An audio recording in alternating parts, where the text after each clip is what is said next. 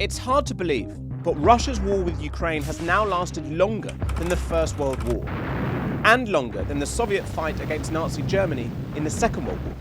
But unlike that triumph of Russian might, this conflict will go down in Moscow's history books for very different reasons. Ukraine is punishing its invader. Right now, according to Russian military bloggers, the estimated survival time for a Russian fighter on the battlefield is just 20 to 35 minutes. Kyiv has stifled Russia's advances along the front line, and they're taking the war deep into Russia's heartlands.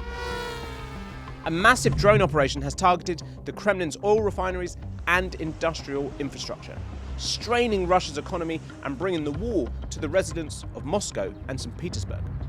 So is Ukraine actually winning this war, enough to bring Vladimir Putin to the negotiating table? Or, if Putin and his people think the tide has turned and the war could be lost, will the Kremlin throw everything they have left to seize Ukraine, whatever the cost? We're speaking to the experts and our own correspondent witnessing this conflict from the front lines to answer those questions in this episode of FourSight. First, let's get up to speed with what's happening on the battlefield. The front line in Ukraine is largely static, following the initial months and years of this war of Russian aggression. After the invasion in February 2022, Russian forces advanced in the east and from occupied Crimea. They tried and failed to take the capital Kyiv, and eventually withdrew in April. Ukrainian forces showed strong resistance, and by the end of 2022, they had retaken territory in Kharkiv and recaptured the city of Kherson. Since then, both sides have made a series of offensives to break the stalemate. The Russians managed to take Bakhmut in May 2023, but they suffered some 100,000 casualties. The following year, Ukraine launched the Kursk offensive, claiming territory inside Russia and holding positions there into 2025. But now, both sides are struggling to make up ground. According to the Institute for the Study of War, Russia seized just 0.8% of Ukrainian land last year, and even that pace has slowed in the months since. Around Konstantinivka, Russian forces are advancing on average just 50 meters a day. Near Pokrovsk, 70 meters. Near Sloviansk, 90. These are average daily gains similar to the Battle of the Somme during World War I. To better understand what it's really like on the ground in this region, I spoke to Paraic O'Brien. He's our foreign affairs correspondent who's reporting on the fighting firsthand. So you're in Dnipro, but I know that you've been in Kramatorsk right on the front line. I mean, what's it like? What's it like when you're there? It's a really strange sort of dystopian city at the moment. I was there in the first year of the full-scale invasion in 22, and the city was still bustling. There were lots of soldiers out on the street, they were in the cafes, they were in the bars. This time round, the city had emptied out.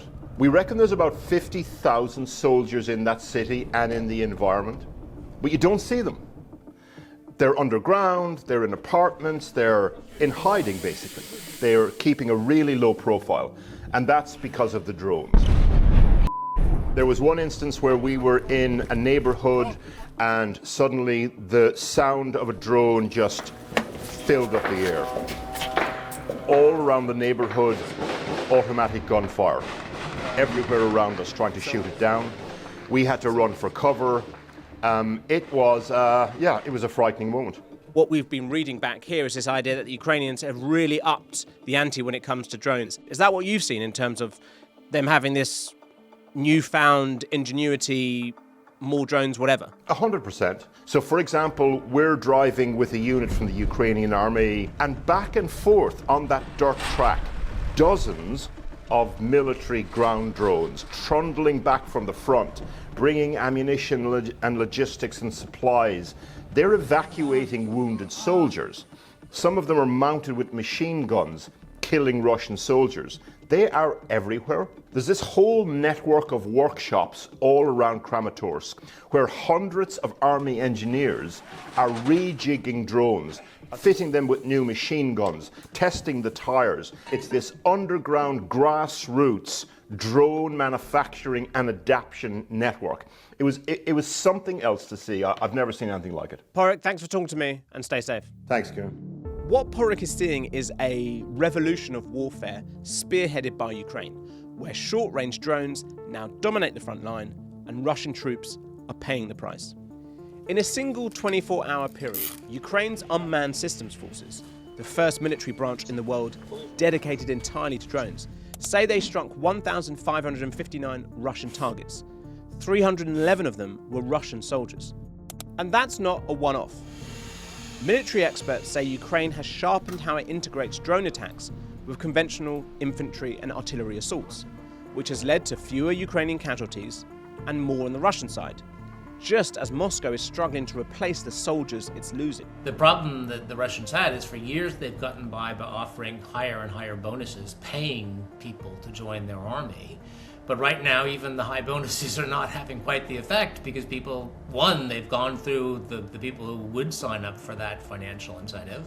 And secondly, signing up for the Russian army now is not a very attractive proposition for people because your lifespans are so short. Side note, Ukraine is also struggling to recruit soldiers, with draft dodging a recurring issue. Now, neither side gives data on their military losses. Ukraine's President Zelensky recently recorded his country's fatalities at 55,000, though some estimates run as high as 150,000 and as many as 625,000 casualties. That measures those killed, wounded, or missing. On the Russian side, UK intelligence says nearly 500,000 Russian soldiers have died since the war began, with the Centre for Strategic and International Studies putting total Russian casualties at around 1.4 million. It's numbers like these that help explain why this May, Russia suffered its first net loss of territory since 2023, according to the Ukrainian monitoring group Deep State. But the front line is only part of this story. Ukraine isn't just using drones to hold ground, it's using them to take the war deep into Russia itself. It starts with mid-range strikes, aimed at cutting off Russian logistics. As one Ukrainian commander put it, the goal is to leave Russian troops with no food, no ammunition, no night vision, no batteries, wearing them down, in his words, in every sense. Nowhere is that clearer than Crimea, the peninsula Russia annexed in 2014, long considered the jewel in Putin's crown. Now, drones are hitting the trucks and trains carrying fuel, ammunition, and reinforcements there, and the effects are being felt well beyond the military. Fuel is scarce, with queues weaving around Crimean petrol stations. Power and water are regularly being cut off, prices are rising, and this summer, Crimea's tourism industry is reeling. If you look to the number of strikes, to the situation on the peninsula, Russians are not controlling it at all. Ukraine has matched that pressure at sea. In July, Kyiv said it hit more than 100 Russian vessels in the Sea of Azov in just 9 days, part of an effort to cut Crimea off entirely. It has created a real problem with that peninsula for the Russians because Crimea doesn't have any oil. Everything needs to be shipped in. That is the Ukrainian attempt to turn Crimea from what had been a strategic asset to the Russians into a strategic liability. So that's the mid-range drones. Then there's long range. For the second time in 4 days, Ukrainian drones striking unopposed deep into Russia's territory, into its economy. 2 huge logistics centres belonging to Wildberries, Russia's answer to Amazon, being turned relentlessly to ash and smoke. Ukraine has struck the Kapotnya oil facility, just 10 miles from the Kremlin. It's hit Russia's largest refinery in Omsk, more than 2,500 kilometers from Ukrainian territory. By early July, nearly all of Russia's 83 federal regions were reporting fuel shortages, rationing, or restrictions. Russians doesn't remember anything like that since late 1980s, when still, at the end of the Soviet Union, there was shortage of gas. All of a sudden, they have to stay hours in lines, in queues to get gas. And the real concern for Moscow is what could happen longer term. We're hearing reports that they're buying a lot of oil from Indian refineries now. And that means every oil that they have to buy from the outside is a huge money loser because they used to sell, now they're buying. But it's not just an economic story. Russian citizens are now having to deal with drone attacks in major cities like Moscow and St. Petersburg, aware that their air defenses are not as strong as they might have hoped, an issue we'll come back to later in this piece. Especially in Moscow, they're stunned. All of a sudden, after 4.5 years, they realized that the war came to their homes. So how has Ukraine pulled this off? Partly it's production. Kyiv has become a global leader in drone manufacturing, aiming to build 8 million this year, up from 4 million last year and 2 million the year before. For most of the war, the number of drones sent from Moscow to attack Ukraine has always been higher than those sent to Russia, Today, the Ukrainians are matching their counterparts. And it's not just quantity. They're producing superior technologies too. Sting intercepts Shaheds, Gerbers, Lancets. Take the Ukrainian company Wild Hornets, who have pioneered interceptor drones that shoot Russian drones out of the sky. It's not only the quantity, but also the ability to learn the lessons from the front line. We cut the distance between the producers and the forces. So now the engineers can just join the unit, for example, to see what is happening with the actual use in the war conditions, and very quickly to come with the solutions how to improve it. Put it all together, short range, mid range, long range, and it's clear. While Ukraine's drone campaign hasn't won the war, it's completely changed the narrative. And here's the thing, none of this happened in a vacuum. You don't have the cards right now. When Donald Trump returned to office, he cut US aid to Kyiv, and it looked like it would be a disaster for Ukraine. You're gambling with World War III. But there's an irony here. Washington urged Ukraine not to strike deep inside Russia. But with the fear of angering a now hostile Washington gone, some believe Zelensky is free to do exactly that. They didn't have to worry about the US administration. They didn't have to worry about offending Donald Trump. They could fight the war they wanted to fight. And that was the way they reacted. Okay, you're not going to help us, therefore we're not going to listen to you when you tell us to be nice to the Russians. So what's Russia's response been? On the surface, there are signs of a softening. There are rumors that China or Brazil could play a role in peace talks. Putin recently called the Ukrainian leader Mr. Zelensky for the first time in ages. Usually he refused to use the president's name. In May, Russia's famous Victory Day parade, normally this grand display of military might, was scaled back significantly. And in July, the annual Navy Day parade that was supposed to see 200 ships sail the River Neva in St. Petersburg was cancelled because of the risk posed by Ukraine's drones. But crucially, we need to be cautious about seeing any of this as a defeat or retreat from Putin. Russian strikes on Ukrainian cities have intensified. Cruise missiles, ballistic missiles, drone attacks on military, energy and civilian sites. Ukraine seems to be almost out of Patriot interceptors, and that means they are really struggling to shoot down Russian ballistic missiles. And Putin knows this, the Russians know this. Russia is pushing to exploit a real weakness here. Current Patriot production is not enough to meet the growing demand for protection against ballistic missiles. This is Russia's last major advantage. The US isn't sending Ukraine more Patriots, but at the NATO summit in Ankara, Trump floated letting Ukraine build its own. We're going to give a license to you to make Patriots. That's pretty cool, right?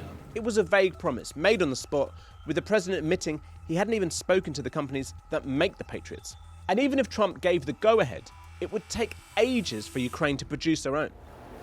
Side note, I'm actually on a reporting trip in the US at the moment and managed to get an interview with the Senator Chris Coons. Lovely to meet you. In order to ask him whether Trump is really going to help Ukraine.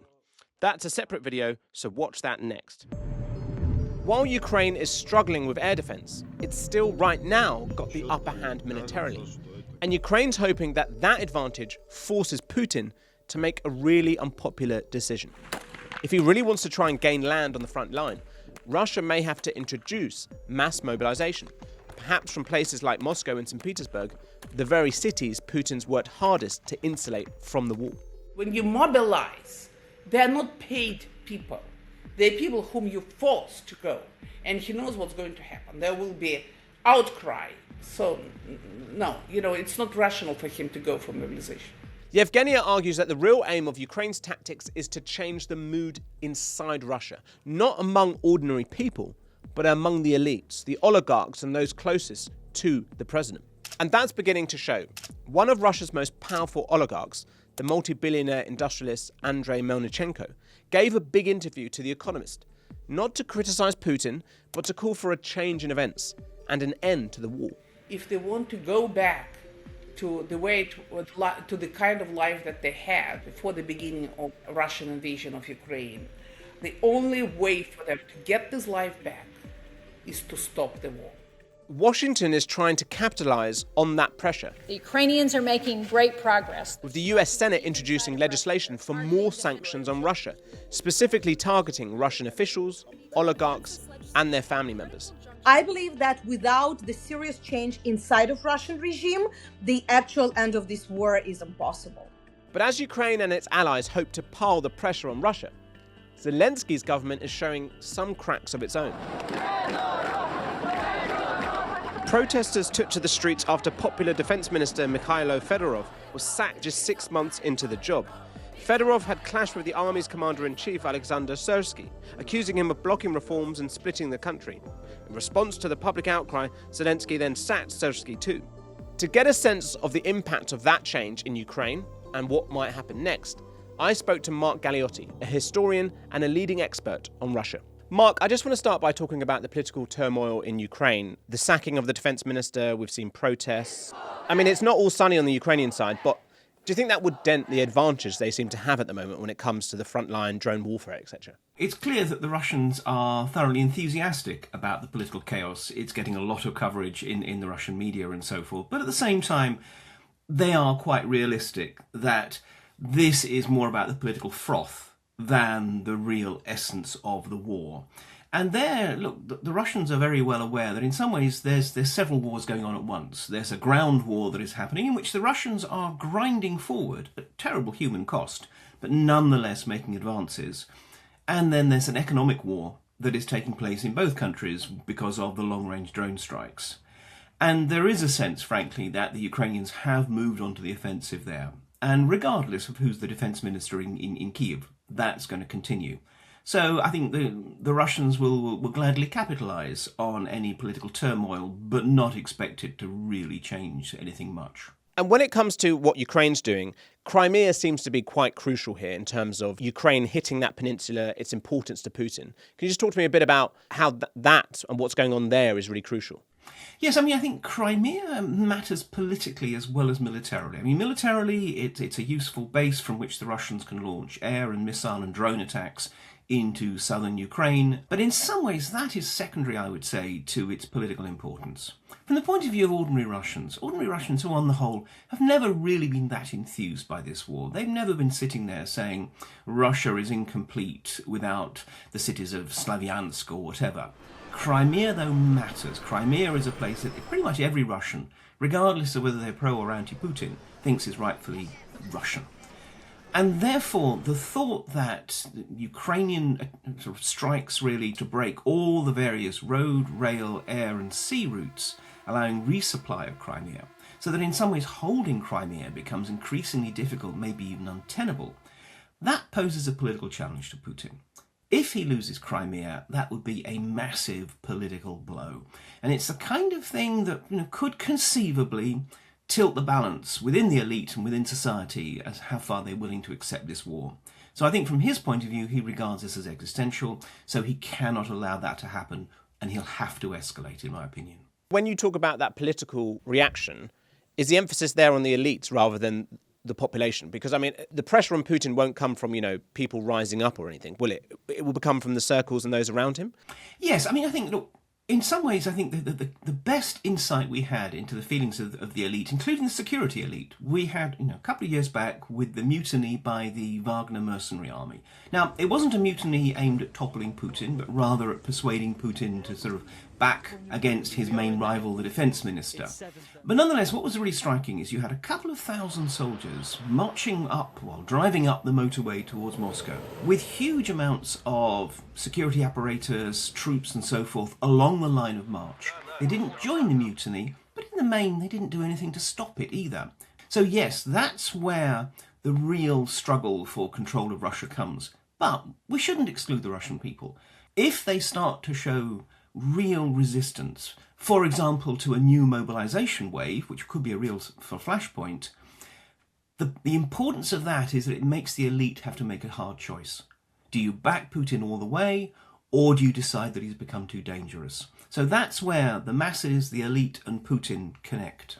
And when it comes to that mobilisation, I just want to talk about that. I mean, is the concern there that if that were to happen, the risk for Putin is less him having to go to cities like Moscow and St. Petersburg, but more other smaller cities and towns where he gets more of his support? What's the concern for him there? In some ways, it will be a break of an implicit social contract. Essentially, Putin's social contract with the Russian people has been up to now, look, you may not like this war, but just accept it. And in return, I will make sure that it won't really affect you, unless you're one of the people who volunteer, being offered huge sums of money to go and fight in this terrible campaign. However, with the mobilisation, this is a war that reaches into potentially every single family in the Russian Federation. It's a breach of that social contract. It makes him have to make tough decisions about whether or not, in effect, he taxes of human lives the areas which are more politically marginal, and yet where he's regarded more positively, or in the real heartlands of Moscow and St. Petersburg. And remember, he would be doing this in the lead up to elections. There are elections in September to the parliament. And although, sure, these are going to be fake elections, it's a fake democracy.